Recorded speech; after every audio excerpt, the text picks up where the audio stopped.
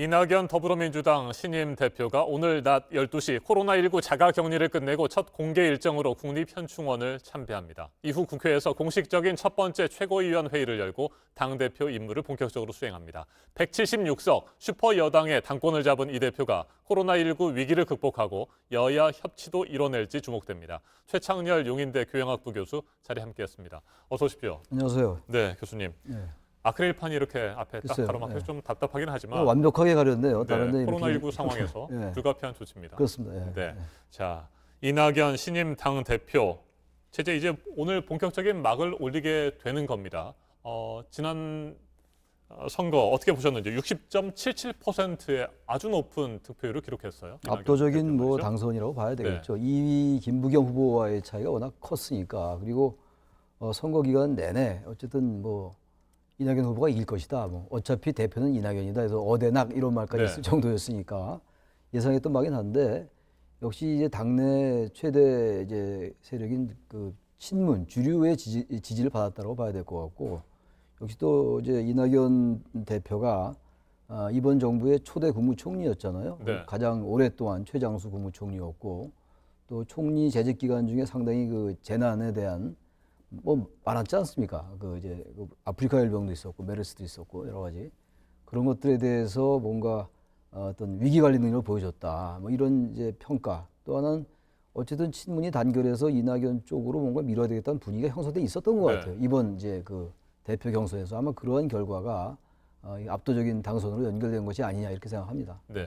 김부겸 전 의원은 21.37%의 득표율을 기록했고요. 박주민 의원은 17.85%를 얻었습니다. 이건 어떻게 평가하세요? 근데 김부겸 후보가 예상외로 좀 저조했던 것 같습니다. 네.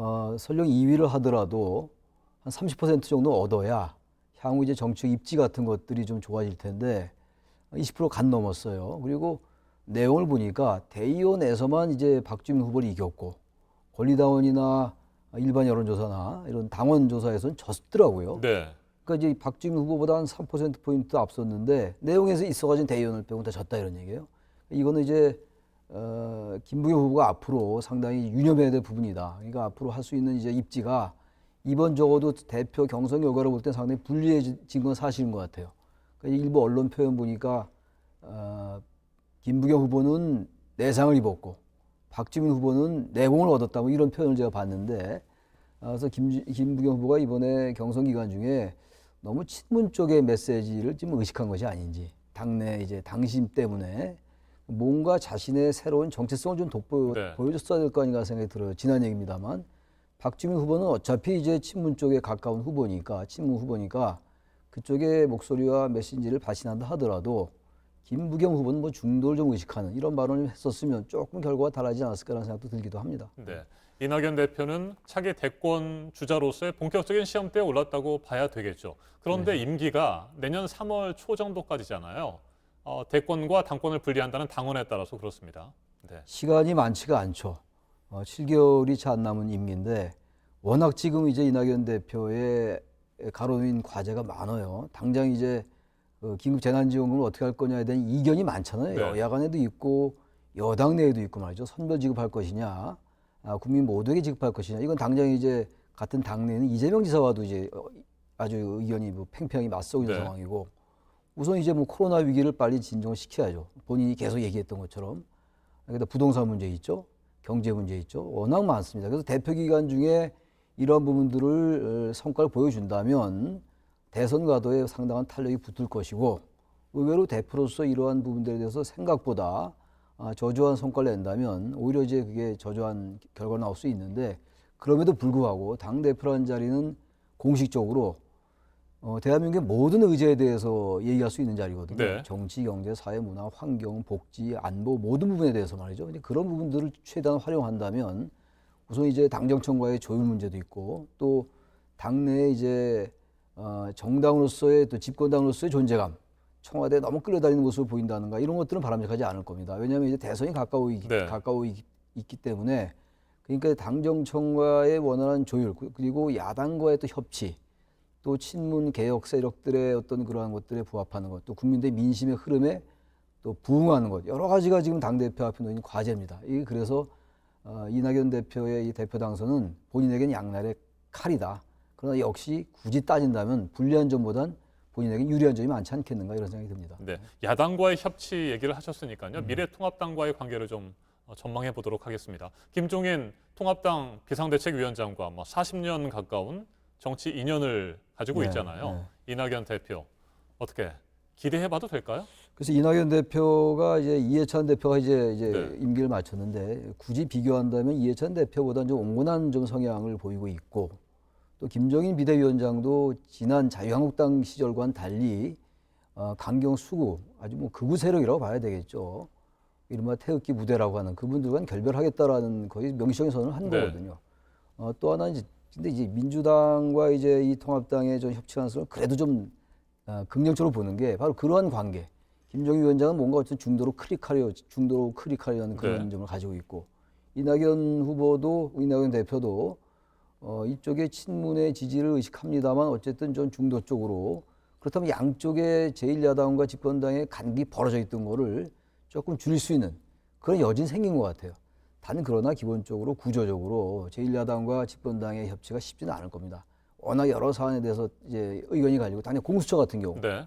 또 검경 수사권 조정에 관련된 후속 법안 이런 것들이 의견이 갈리기 있기 때문에 쉽지는 않겠습니다만 어쨌든 간에 여당 대표로서 야당과 이렇게 계속 간극을 벌인다는 것은 본인에게도 유리하지 않고 우리 한국 정치에도 좋은 점이 아니기 때문에 아마 야당과의 협치 그리고 특히 상임위원장 배분 문제 이런 거 네. 다시 한번 재조정할 수 있는 거 이런 것들에서 뭔가 성과를 보인다면 여야 관계가 새로운 어떤 그 차원에서 진화할 수 있지 않을까라는 생각도 듭니다. 네. 내년 4월 7일로 예정된 서울시장과 부산시장 보궐선거도 이낙연 대표의 대권 가도에서 중요한 시험대가 될 것으로 보여요. 앞에서도 말씀을 하셨습니다만 3월 초에 사퇴를 하겠지만 그 전에 1월이나 2월쯤에 공천 절차가 진행이 되지 않겠습니까? 그렇다고 한다면 사퇴 이후에 진행되는 보궐선거에 대한 책임 문제도 분명히 나오지 않겠어요.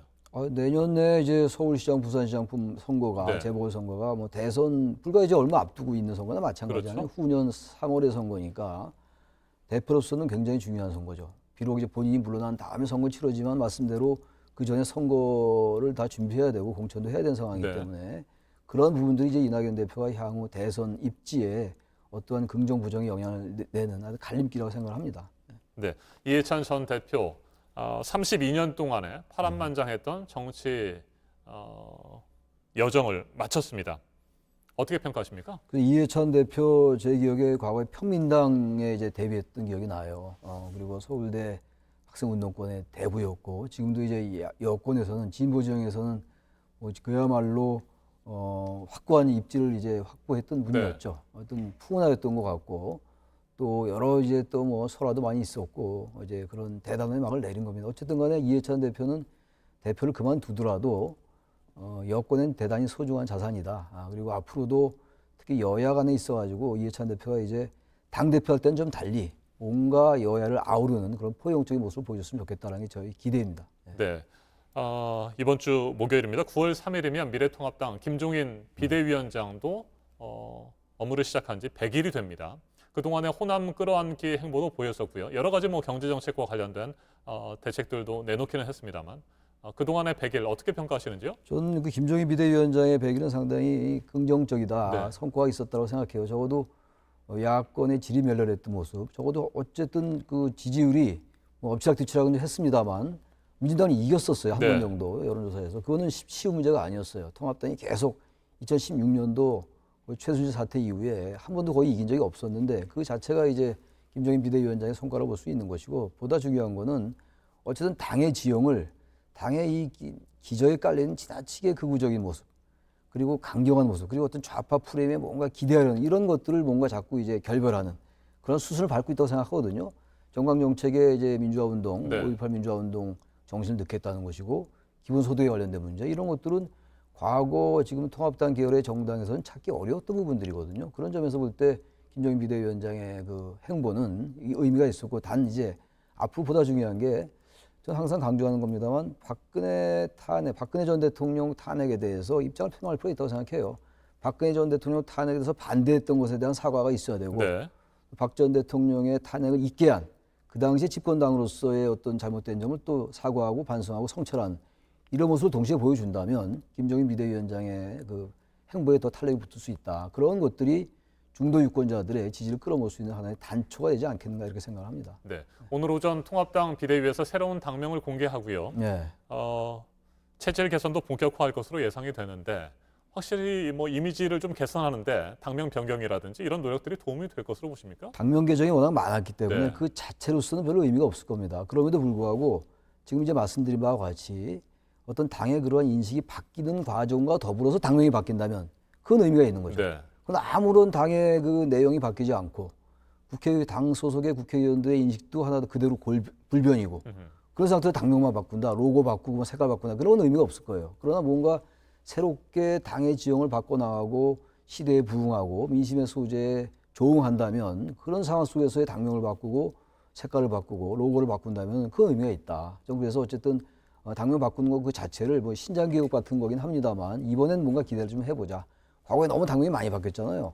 뭔가 바뀐 게 없었어요. 당명만 바뀌고 사람은 바뀌지 않고 이런 거였단 말이에요. 그래서 뭔가 당내 이제 당직도 좀 바꾸고 여러 가지 바꾼다면 통합당이 그동안에 어떤 그 부진을 만회하면서 뭔가 나갈 어떤 새로운 계기를 마련하지 않을까 기대를 해봐야 되겠죠. 네. 더불어민주당은 대표가 바뀌었고요. 미래통합당도 당명도 바꾸면서 새로운 체질 개선을 추진합니다. 우리의 정치가 바뀌게 될지 기대하면서 그렇습니다. 지켜봐야 될 것 같습니다. 여기까지 듣겠습니다. 최창은열 용인대 교양학부 교수였습니다. 말씀 잘 네, 들었습니다. 고맙습니다.